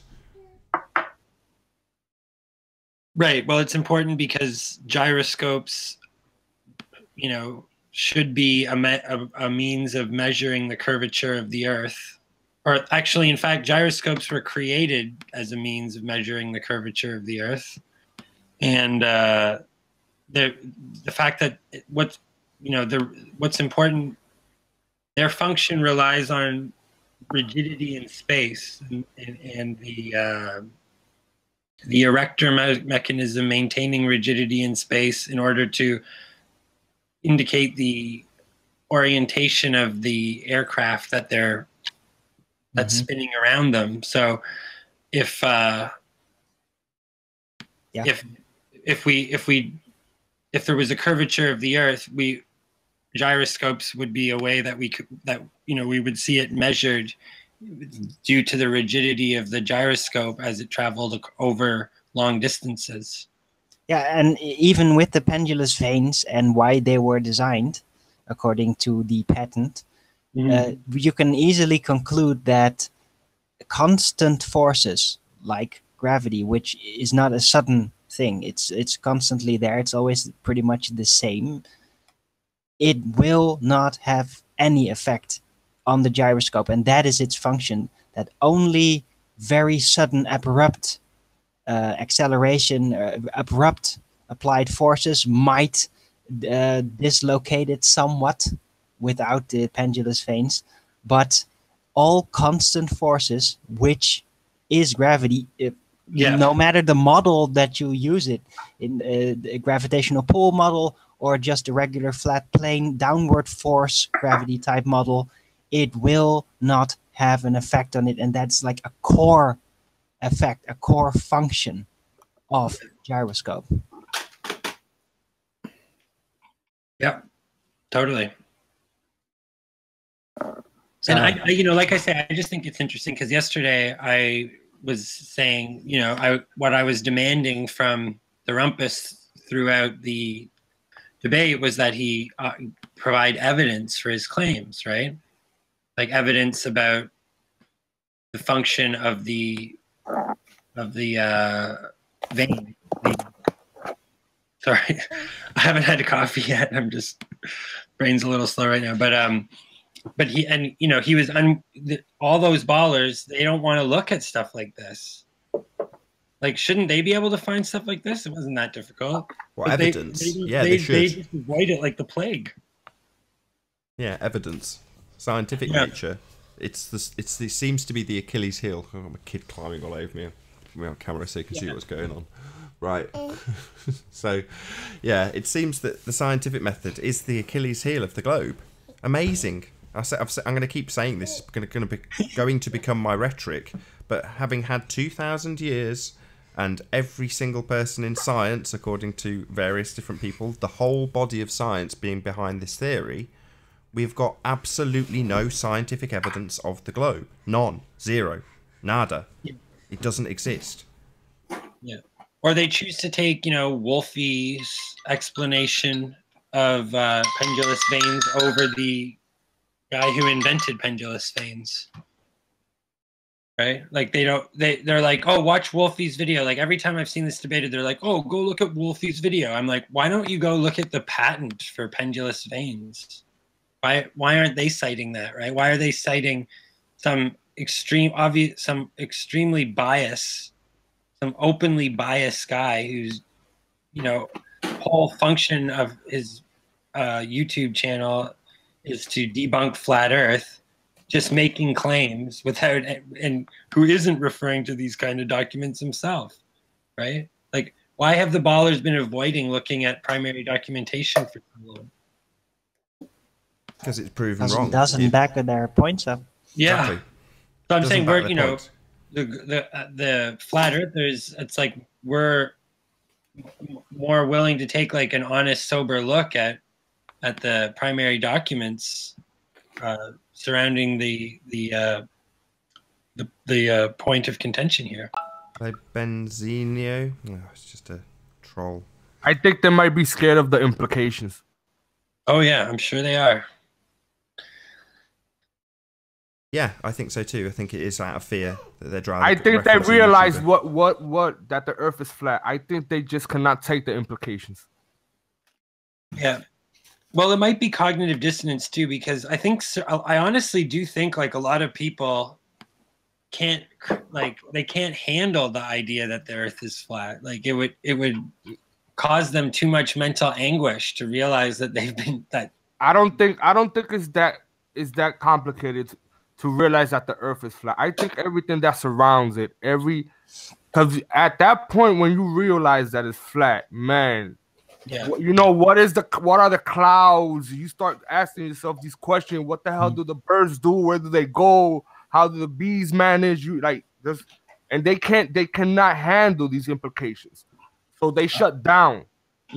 Yeah, I think the base core as to why they do what they do is it lays in a base religious assumption, a personal philosophy, which is very similar to that math can prove reality. So I think that they secretly, whether they are fully aware of it or not, think that by making another model, they can actually change reality. I think it's like a suspension of disbelief that's taken extremely far. Yeah. And it's like they don't make any logical sense, because in one instance they tell us, no, you're just a YouTuber, you can't and then they give us YouTube as evidence, and then they give us Google as evidence, and then they say Google doesn't work, and they water facts. I mean, it started to seem like it's a game to them or something. It's like they're perfectly aware that the Earth is flat. They just want to drag it along. As far as I'm pretty sure when everything comes out public, they're gonna be the first one to be like, yeah, we knew it all along the entire time. Not too sure about that. I think that they'll just disappear and be reincarnated with new personalities, right? Like, because they're gonna ride the wave. They're gonna ride the wave. They're comfortable riding the wave. Yeah, but they're also, for the most part, these ballers are hidden by anonymity. So if they were ever had to admit they were wrong, like they could just vanish and not have to be accountable to all of the disinformation that they've been spreading about it. Well, they'd have to accept what we've accepted, which is that we've been lied to on a fundamental level, and it's very difficult for people to accept that they have been lied to. And we've been lied to about everything. Everything. Yeah, everything. I agree. You know, This is what they can't handle. Matrix. The medical industry, the science, everything. Everything has to be reevaluated. You said it's not too difficult to realize the Earth is flat. And I would agree. It's obvious.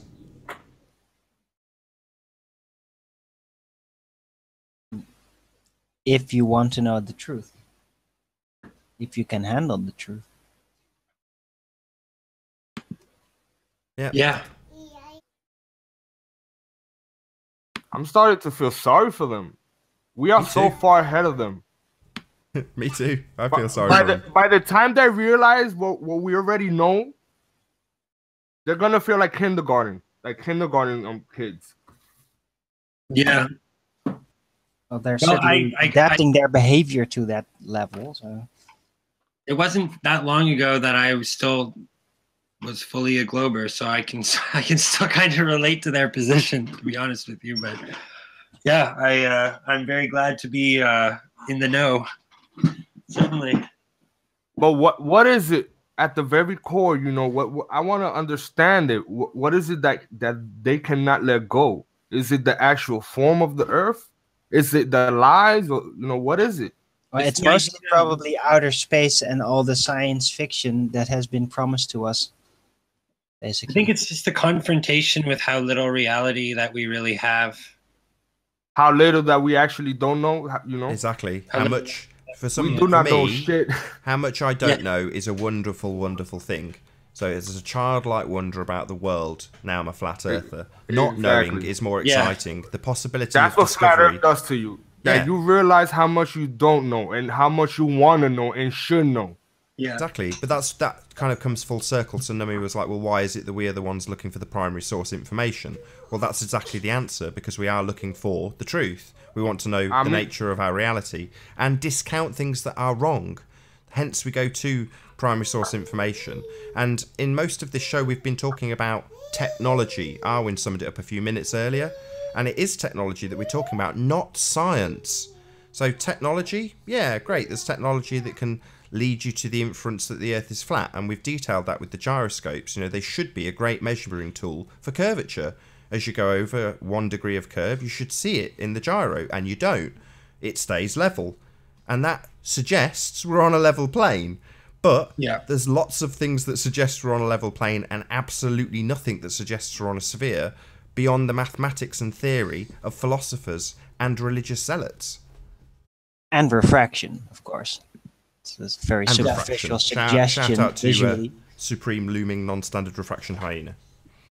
Yeah, well, it's only under specific conditions, but there are some elements that kind of give a psychological suggestion, at least. Well, the heavenly bodies, they're all round, and yeah. There's no evidence of the Earth spinning. There's no evidence that there's a centrifugal force acting on the Earth. There's none of these, all of these effects, none of them are apparent. They're all hidden in some sort of tiny, they're all they have these mathematical explanations as to why every observable consequence of things like the Earth rotating and the centrifugal forces acting on it are just hidden or are eliminated, right? Mathematical compensation. Yeah, it's just and one of the best examples is dark matter. It's the biggest, most elaborate, most illusory compensation using math to make things sort of work out in their theoretical models. So we've got about half an hour left on this live stream. Hope you're all enjoying the debate thus far. Lots and lots of info on gyroscopes. Excellent stuff. If you're new to the channel, be sure to subscribe and hit the bell notification icon to keep up to date with the Flat Earth debate. If you'd like to support this channel, there is a super chat that runs alongside the show while it's live, and a link in the info box below the video once it's rendered. Most importantly though, if you'd like to join the discussion, simply mute the page you are currently watching, then click the link in the info box below this video to join the panel and express your views on the shape of the Earth. If you do join, please don't swear. Please share the show as it increases the live audience, and this in turn increases the chances of a more diverse panel, so massive thanks to all who have shared already. As I say, there is approximately 30 minutes left on this live stream. Yeah, another subject that I'd like to debate in the future on this show is this idea that the atmosphere is spinning with the Earth. Ah, Coriolis. Because it's just the silliest thing that anyone has ever proposed, and it makes no sense. It doesn't make sense according to their own conventional science's theory of gases. It's just ridiculous. It's a complete contradiction in terms. Yeah, that's where things really started to break for me with the globe. I was like, I watched Brian Mullen's video about flights going in opposite directions and talking about the atmosphere spinning or not. And I'm like, no, the atmosphere is not spinning with the Earth. It's not rigidly attached to the Earth. Why would it spin with the Earth? Makes no sense at all. I don't know. That's one of the ones where I don't know how these ballers can tell themselves that makes sense. It doesn't make any sense. It's insane to think that the atmosphere would be spinning with the Earth. Just need Brenda. You need Brenda here right now to just talk over you and go, gravity, gravity, gravity, gravity, gravity, gravity. Yeah, well, gravity is not going to prevent the atmosphere from being stuck to a ball to fly off into a near infinite amount of vacuum out there, which is one of the strongest forces. So, say hello, Shivram.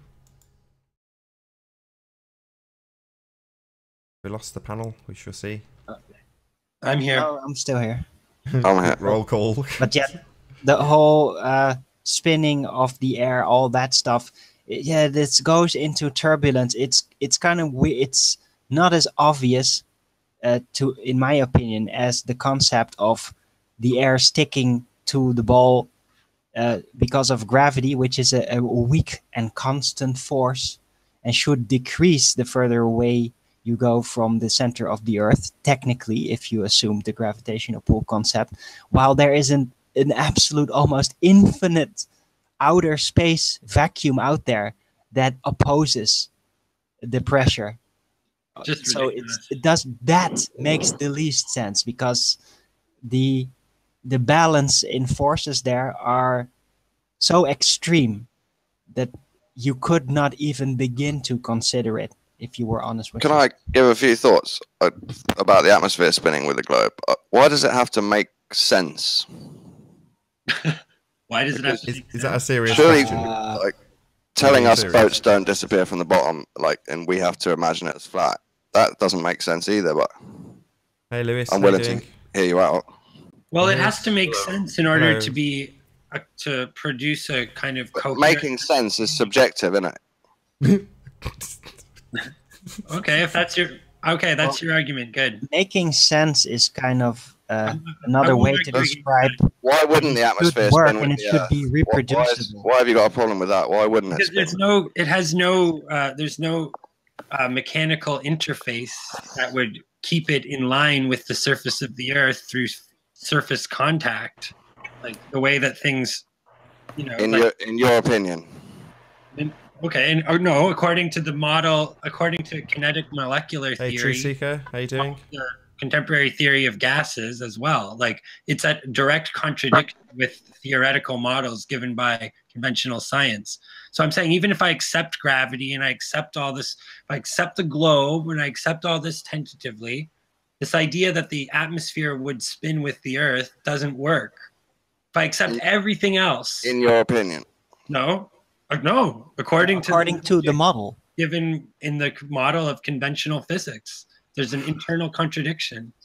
Well, have you heard of the Tesla turbine? I've heard of it. All right, the Tesla turbine uses a series of disks which spin, and they either cause the air around them to spin with them, or by pushing air into the turbine, you can cause the disks to spin. Does modern physics say perpetual motion is possible? Hold on. What's your point? Hold on. Just, Nami, what were you saying? I'm saying actually, we're going to need more details about how that device works. Like, is the air that... Can I ask you a question? If you were a little ant inside that machine, would you not feel a whole lot of forces acting upon you? Yeah, but you're being accelerated in that situation. I don't understand. Like I said, sorry, if you were a little ant inside that machine, would you I'm not familiar with the feel? Tesla turbine. I don't understand the correlation though. Can you explain what you mean, please, Lewis? I don't follow. He's saying that a spinning object will spin the air around it. Yeah, but the Tesla turbine is a pretty extreme system compared to the assumed rotation speed and size and the forces on the Earth. It's much more extreme in scale. I'm bringing it up in response to what Nummy said about he doesn't think that the spinning Earth would cause the atmosphere to spin. And I'm giving you an example because there's no mechanical interface, and I'm giving you an example of things. Just a disc, a spinning disc will cause the air around it to also spin. You're not really giving me an example. You're just saying there's a machine, there's a disc, there's air that spins. I mean, I need more information. Like, what is the... Well, it's the spinning of the disc that causes the air to move. It acts like a pump. So okay, it moves outwards, doesn't it, Lewis? It moves outward. It moves away from the axis of rotation, doesn't it? I'm sorry. I'm gonna have to study it in detail from this perspective before you make a statement about it. Because like I don't.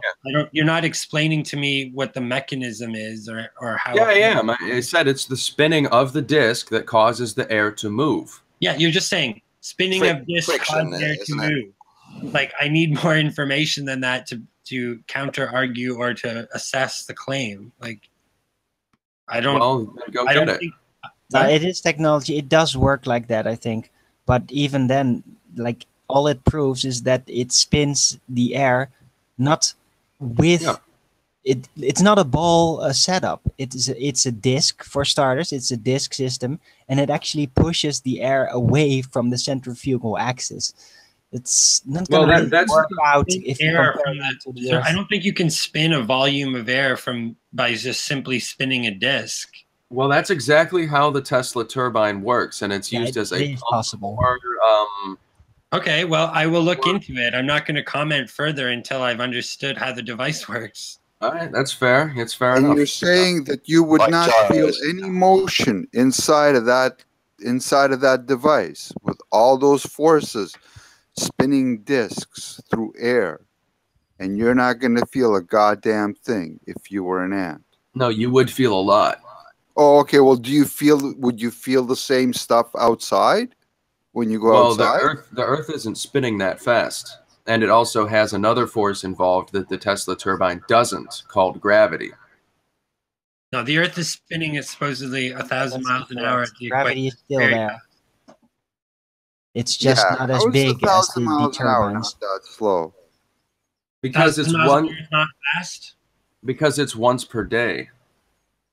Yeah, but it's still 1,000 miles an hour. It still means a total displacement of approximately 24,000 miles per day for someone standing on the equator. Versus the further the rotation is from the axis, of the greater the force exerted. Yesterday we talked about the difference. How could you measure the centripetal forces on the Earth? And I said you could take centrifugal forces, not centrifugal. All right, excuse me. And I said you could take a weight set and weigh it at the equator, and then weigh it at the poles, and there would be a very small difference. And that's where you could see how those forces balance out. That's interesting, but there are other circumstances, like the atmosphere. The atmosphere pressure, all of that. Put the weight set in a vacuum chamber. No, it's... Hold on, that sounds slightly scientific. So we did this with you yesterday, Luke. Do you not remember at the end of yesterday's show when we went through this? It was humiliating. You tried to formulate it into a hypothesis and failed. Do you not remember? Yeah. I didn't try and formulate anything into a hypothesis. Well, now you're talking about putting things in vacuum chambers. So would that be to make it scientific? So what's the point in putting it in a vacuum chamber? Are you performing an experiment by any chance?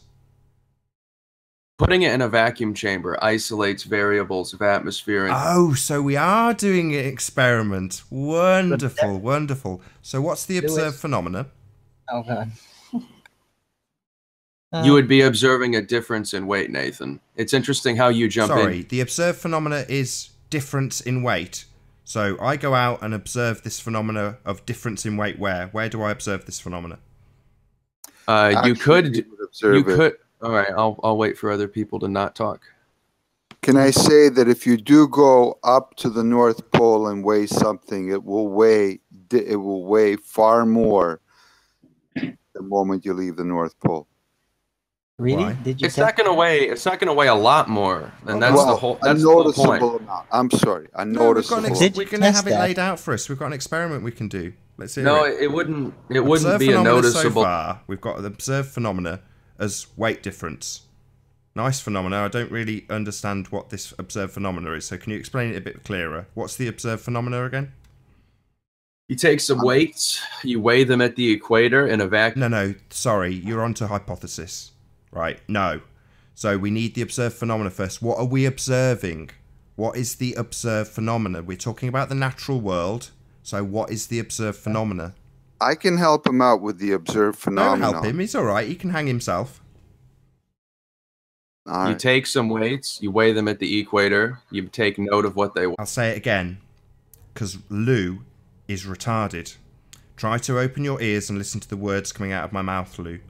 The words are observed phenomena. So can you describe to me what the observed phenomena is? So you take some physical weights to the equator and you... When you take physical weights, that's not observing a phenomena. That's you interjecting. That's not natural. That's you doing something. Oh, that's not natural? Oh, okay, correct. Cool. That's correct. So, do you understand thanks, the words? I mean, you can always prove us wrong. Maybe Lou needs to go away and Google those two words. Observed phenomena. Go and Google those two words so that you can understand just how stupid you're seeming right now, Lou. Hey, Nathan, I will be your punching bag all day long. Excellent. It's so funny that you think Louis looks stupid. I'm saying, Nathan, he could pay someone. He could pay someone in Fiverr like $20 so they could do that very same thing he's talking about. I don't care about what yeah, but you wouldn't have the same weight, so there's still lots of factors playing in. But what I'm curious about, maybe there really is this effect. Maybe there, for some reason, and you guys, you Globers, would love to call that the spin of the Earth or all that stuff. Maybe there is something that does indeed cause a weight difference at the equator and the North Pole. But what I'm curious at then, does it do the same thing southwards? There's no evidence that even happens. Right? Can I just help out? Just believe it. They just believe that things weigh differently. Yeah. Hey, but it is a proposition. It's something that I think that we should probably test. It shouldn't be that hard to go on a tour around the world and take these weights with you and a scale and just test it out. Yeah, but the point is that these guys just have taken someone's word for it. They haven't even looked at for evidence that this test has even happened. They just assume it does because their model. Yep, their model says it, so therefore it's the case. But no, that's not true. No evidence. But we should definitely look into it. If it's not true. A lot of people were making on YouTube now. Diamonds in the north and selling them in the south. Back in the 30s, then this phenomenon was discovered, and this was put to an end because these guys weren't doing a goddamn thing except buying plane tickets or boat tickets. And that's very fascinating because that is an indication that there is truth to it. If there's actually historical references, doesn't automatically explain the spin of the Earth. There may be a fluctuation in gravity, in the downward force for some reason. No, I doubt whether it's true. I want to see evidence. Well, you'd have to test it yourself. My dad. I'm going on a tour. I've got to agree with Nummy here because as soon as you say there's money involved, then there will definitely be evidence of this. It will not be erasable. There will be a paper trail because there's money involved. So there's evidence out there if this is true. Well, this story, guys, I can tell you my great-grandfather. Where did you get this? My great-grandfather made a few bucks doing this. Really? My great-grandfather back way when is happier than a pig in shit to tell you how he made $800 in a year. All right, this is like that is really fascinating. That is really fascinating. When? And a house cost him $500, and he walked away after a year with a house and $300. That's not the bit we need. Profit. Sorry, Mark. We just need the bit about the actual conversion and the weight difference. So, when did this happen exactly? My grandpa pulled the stunt off in what is it, 1922, 1925, somewhere in there. That is amazing. Yeah. Citation, please. I wish I could. I apologize, except I grew up on the story how my great grandfather on my wife's side in 1 year bought a house. Very fascinating story. It would be lovely to actually find registry confirmations of this. Your story's not doing it for me. No disrespect intended, but this is coming through. This is broken telephone to me. Like, it is a cool story, but it kind of proves that. Well, I'm pretty sure it doesn't prove it. It's a story. Have gravity. Stories. If the story, I'm not saying gravity either. The experiment that you didn't like, doesn't it? What's that? If that story's true, doesn't it prove the experiment you didn't like? The weight change? I don't know if the story's true. I'm saying if it's true, Who cares? It disproves. If we can't determine whether it's true or not, then I don't care whether it's If it's true, it does not prove the ball. I'm saying I'm asking for evidence of the centrifugal force acting upon the Earth. Hey, Ruhif, You're how not you doing? fighting it. Hello. This guy's story is not good enough evidence. This is an anecdote. Okay. And even if it was true, and we could actually reproduce this kind of measurements, then that does not automatically prove a spinning ball. It just proves there seems to be a fluctuation then of some kind. It's very interesting. I'm very fascinated by this concept.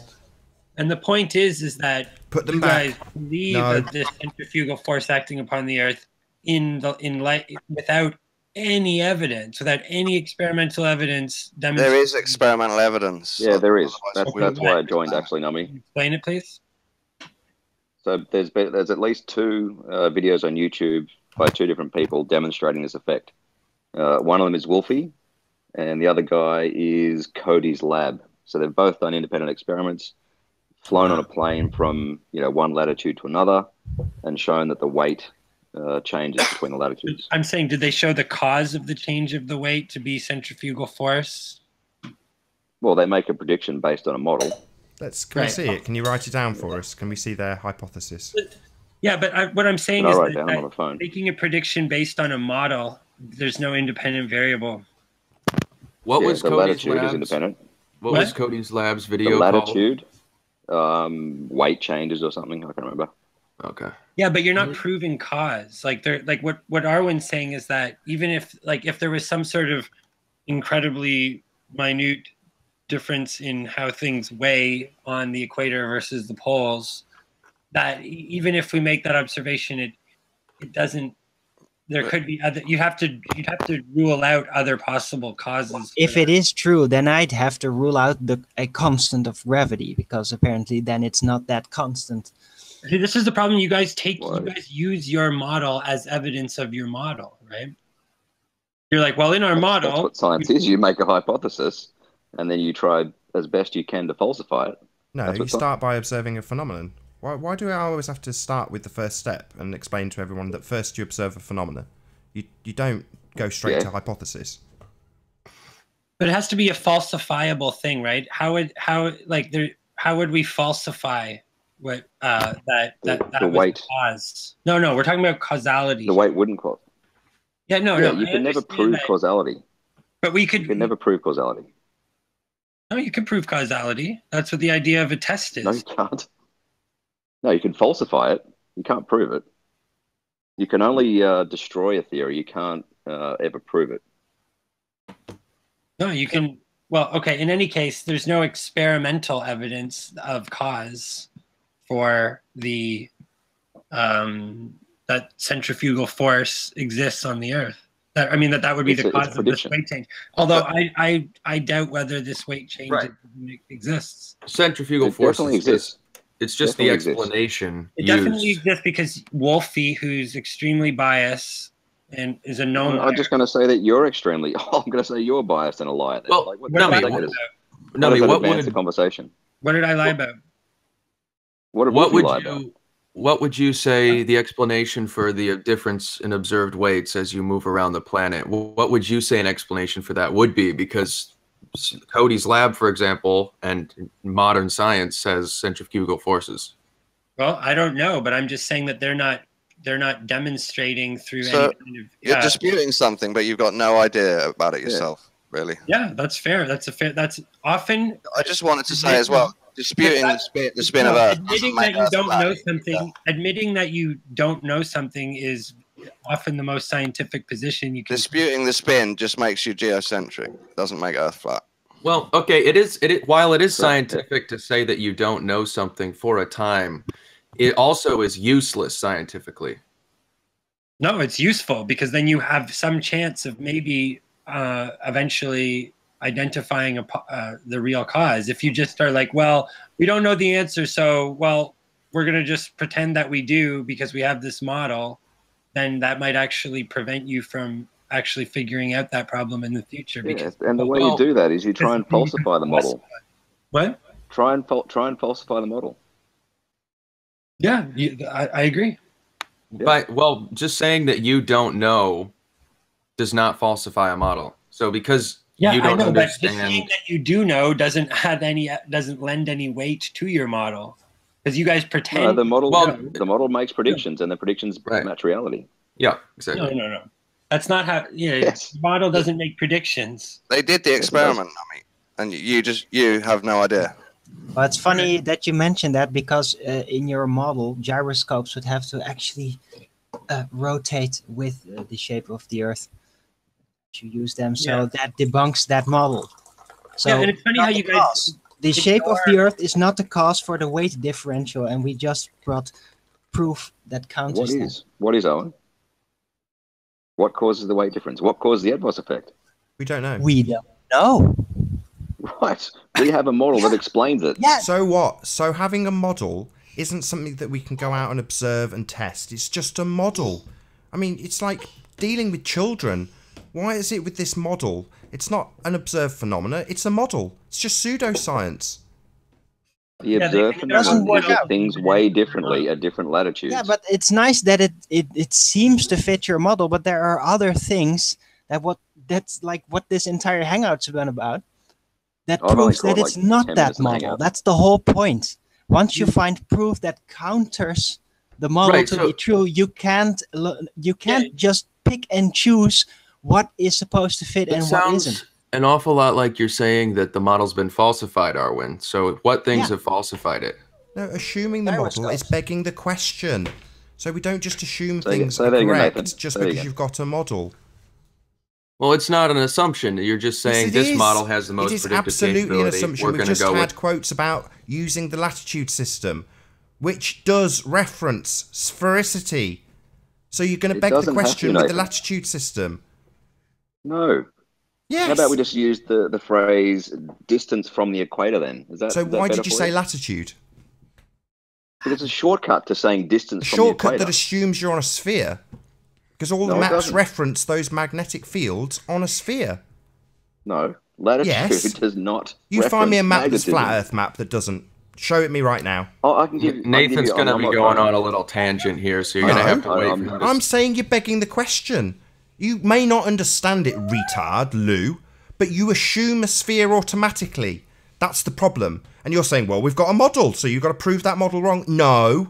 That's not what we have to do at all. We can just tell you children to go play with your models. It's not science. It's pseudoscience. No, underlying this question, we did prove no explanation for what's causing the downward acceleration in your model or in any model, right? Yeah, we don't know. Sorry, in our model we don't have. Say it again. We can't even explain what's causing things to weigh anything. Same on your model. How can we then take this idea of this supposedly minute weight differential as being evidence of a centrifugal force. Well, apparently it's not that minute. If it's 7%, that's a pretty big It's not margin. 7%. That's 7%? No, it's not 7%. I thought that, what, isn't it? Okay, I thought Lou said that. Oh, no. Maybe it was 0.7%. What is it, Lewis? How much percent? You said it was like 100 kilos weighed like, 7 kilos less. I don't think 0.3%. it's... Yeah, I didn't even think it was 1%. How much is it? It's not even 1%. It's 0.3% between the equator and the poles. If you add in ETBOS effect, you can get up to like 1%, depending on how fast you go, obviously. Yeah, but measurable. That's negligible. Measurable. So you really think this guy made a lot of money off of 1%? I'll take it. It's not a proof of a spinning ball, but I'll take it. No, but that point is stuck on it. It's a prediction, Owen. If it is legitimate. Yeah, it's not a prediction. It's not about proofs. It's not about proofs. It's about predictions. Correct. No, it is about proofs. Proofs is no, with it it's not about proofs, Owen. Prove something to me, Owen. Prove anything to me. Well, in fact, choose one of Quantum Race's proofs. Gyroscopes prove that the Earth is not a spinning ball, because if you, at a constant speed, move over the Earth, over the surface of the Earth, then the gyroscope will not change its angle. Yeah. Okay, what's your independent variable? Sorry. Well, okay, so but you think guys, can you help me out with that? So, Ruhif, don't you think it's only don't you think it's not maintaining rigidity in space due to the pendulous vanes? Independent variable. Oh wait, yeah, I know. I know Independent very little variable. about gyroscopes. What's that? I know very little about gyroscopes. Okay, well then I couldn't hold a strong conversation. I'm saying that you're. Oh no, I just wanted to say that. What's your independent variable? Well, no, I'd love to actually. I'd love to actually do that. Independent variable would be the shape, any shape, not necessarily the shape of the Earth, but you could compare a flat tabletop and a giant ball. Yeah. And Nathan, where's Nathan? Can you please now let me actually do the thing? I'm waiting for Nathan to call you a retard. Can you change it? I will shortly if he continues, but we've only got about 30 seconds left. So yeah, you can take a ball, a giant ball, just that you can handle with your own hands, or a tabletop, and then let the gyroscope move, spun up. Sorry, Arwin, we start with observe a phenomenon. That's the starting point. So take your balls elsewhere, mate. No offense, but yeah, that's not science either. So if I'm going to level this at Louis, I've got to level it at you. You've opened yourself up to it, I'm afraid, Arwin. You're just lucky enough that it's the end of the show. So with that, I'm going to say first and foremost, a huge, massive, enormous thank you to all of the debating panel for joining this debate and making this show possible. And of course, a massive, enormous thank you to all of the live audience for tuning in and for hopefully sharing this debate. If you've not done so already, be sure to like, comment, share and subscribe. I've been Nathan Oakley and I will see you all in the next video. Oh, what a day! What a lovely day!